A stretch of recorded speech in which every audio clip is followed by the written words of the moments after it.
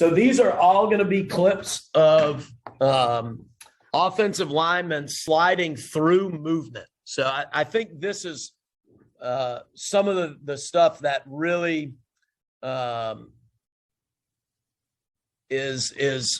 will keep you from having to have a million calls for all the different movement patterns that you could get. So watch the right tackle here, or excuse me, the right guard here and center are on a slip to 7. The right tackle is on his own. He is going to turn back if this end comes inside. So he turns back, and the right guard is still able to get through to the linebacker. Okay? So he's still able to kind of snake his way through the movement and not get picked.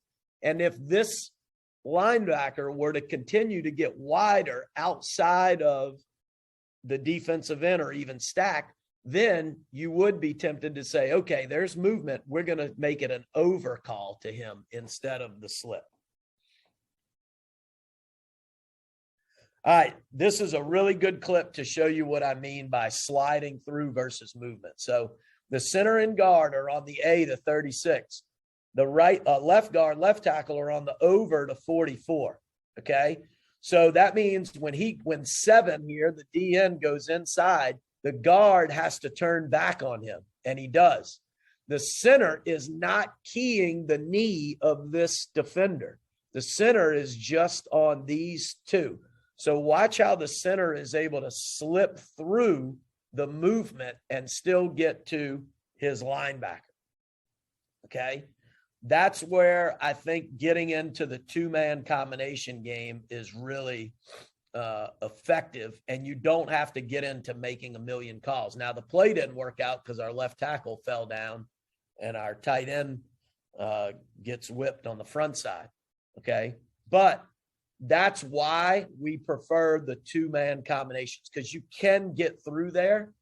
Now, you can't get through when the leverage of the linebacker you're working to starts getting wider and wider. And then if he gets wider, now the center is on high alert for the movement, and then he can make a call. For us, it would have been triple to bring a 3-man zone combination and handle the movement, and then the center will work to this spiking 4-eye.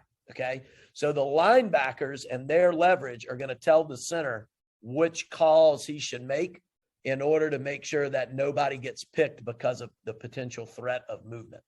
Put this one on here so we do not get through the movement on this one.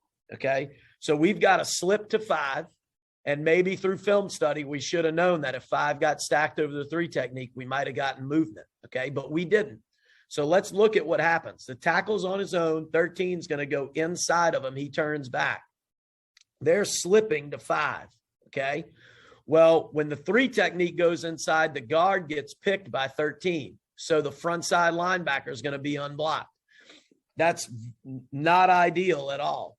However, when you run enough outside zone, these guys start flying out of there. And you'll see on this play, 5 over scrapes it a little bit, and the running back is able to make him miss, and it's a pretty big play. And so what I have found is defenses are a little less likely to give you these 3-man games, because the last thing they want to do is lose contain and have a guy 1 man over scrape it, and then they're going to give up a pretty big play.